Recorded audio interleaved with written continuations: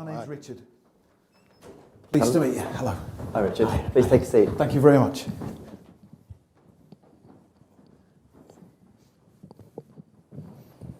Hi Richard, welcome to the interview. Thank you. How was your journey here today? Yeah, it was really good, thank you. I actually came last night before the interview just to make sure I knew exactly where to come. I got here early this morning just in case there was some traffic, sat in the car and composed myself, so it was a really good journey. Thank you for asking. Okay, my name's Andrew, this is Joshua, and we will be doing the interview with you today. We're going to ask you a number of questions for your suitability for the role. So if you can start with, if you can tell me about yourself, that'd be great. Yeah, sure. So as you know, my name is Richard. Over the years, I've built up a diverse range of skills and qualities that I believe are a match for this job description. I am very positive. I love being at work.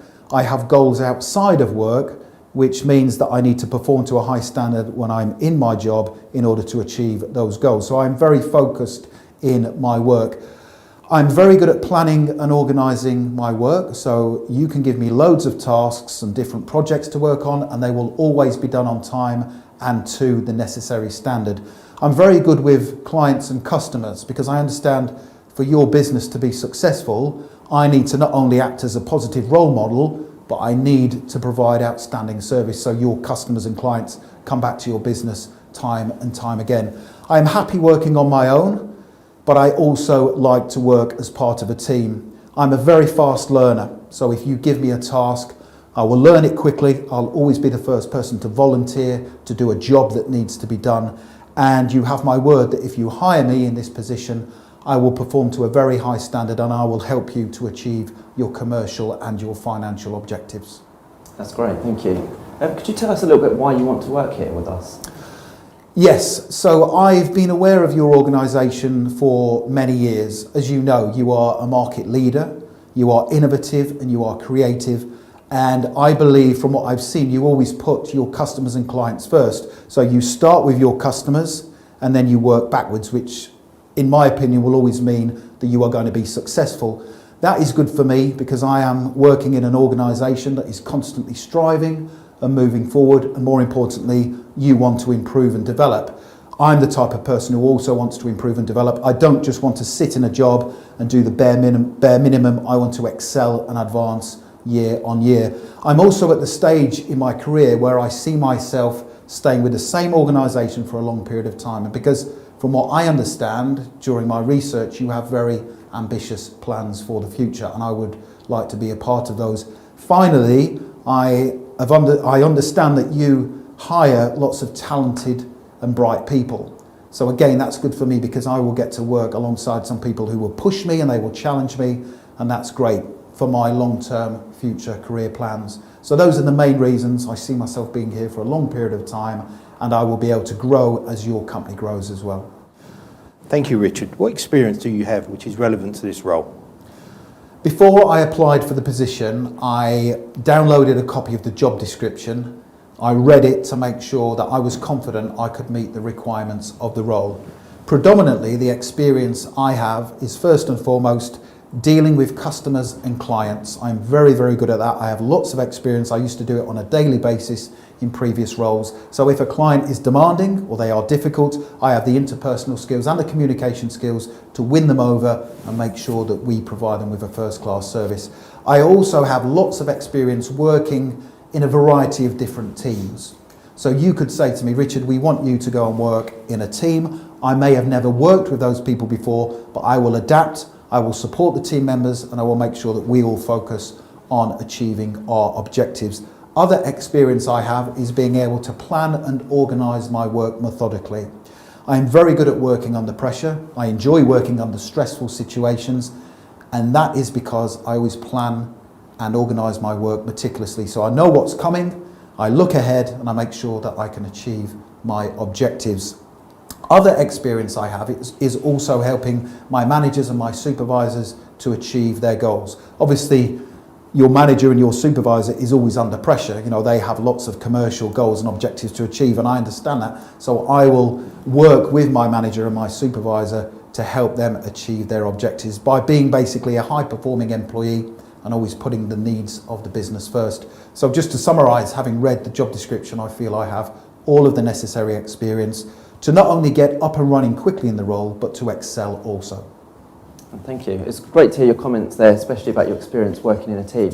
For this role, working as a team is pivotal. Can you explain to me what makes a great team in your opinion? Sure, there are a number of different factors that all come together to make a team effective. The most important thing is that the team has a shared objective and a common goal. So if I was working as part of a 6-person team, for example, everyone in that team must be working towards the same end goal. So you have to have a common objective that everyone in the team is signed up to. The team also has to be good at communicating. And I'm not just talking about speaking, you also have to be good at listening too. So for communication to be effective, you have to be a good listener when you are working within a team. You also have to be supportive of other people within the team. And if someone is struggling in the team, you have to be prepared to say, right, let's help that person to get back up to speed. So you have to be a supportive team member. You also have to be totally driven towards the end goal. And to achieve that, you have to have different skills and different qualities in the team. It would be no good having a team where everybody has the same skills as me. So the team needs to be diverse in order to be successful. So if I had the responsibility, for example, to pick a team, I would make sure I chose people from different backgrounds, different skill sets and different experiences. And finally, to be effective as a team, you have to be willing to take on board feedback. You have to constantly analyse your performance as you go along, review what you've done step by step, and be open about any improvements that can be made. That's important because for a team to be effective, it needs to be open to continually improving and developing. Great, thank you. Can you give me an example when you've worked as part of a team? Yes, I have worked in many different teams in a variety of different settings. A recent example of where I worked as part of a team was whilst working on a project for a particularly demanding client. So as a team, it was our responsibility to make sure we completed the project for the client on time and to the required specification. Now, partway through the project, the client kept changing the specification, but they wanted the time frame to stay exactly as it was. Now, a couple of people in the team were getting a little bit frustrated with the client, but I said to them, we need to make sure that we deliver for the client here. We want that client to come back to our business time and time again. So I said, every time that client changes their mind, let's not make it an issue. Let's say, yes, we can work with you to solve this problem. We can change the specification and deliver it on time. So everybody was on board.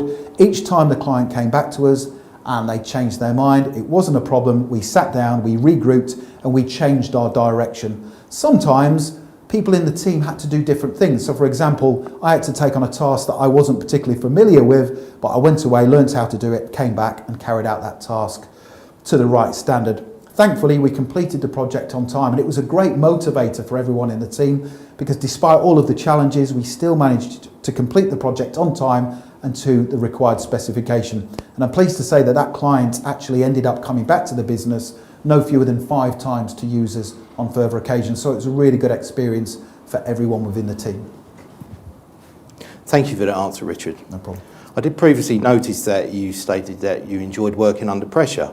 With this in mind, can you tell me about a time when you completed a difficult task under pressure? Yes, no problem. I'm used to working under pressure and I actually really enjoy it.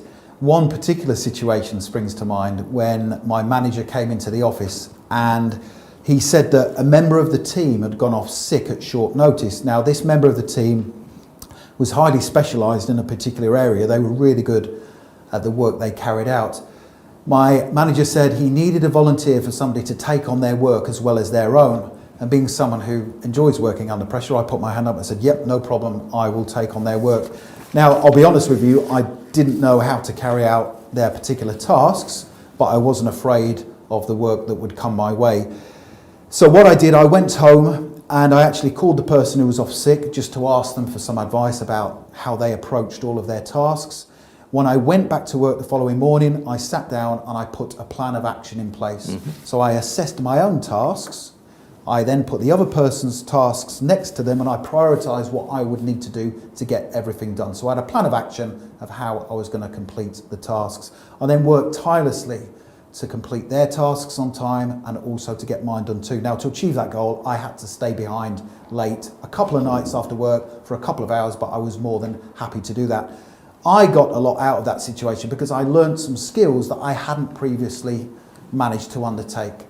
So I was diversifying my skill range, I was improving my ability to work under pressure as well, so it was a win-win situation for the organisation because my manager got somebody to complete the task on time and I learnt something new, which was, as I say, a win-win situation. Excellent, thank you. So how would you deal with conflict with a co-worker? How would I deal with conflict with a co-worker? I haven't experienced a huge amount of conflict with co-workers. However, if it does happen, I always try and resolve it straight away. I'm a strong believer that conflict can have a negative impact on a team.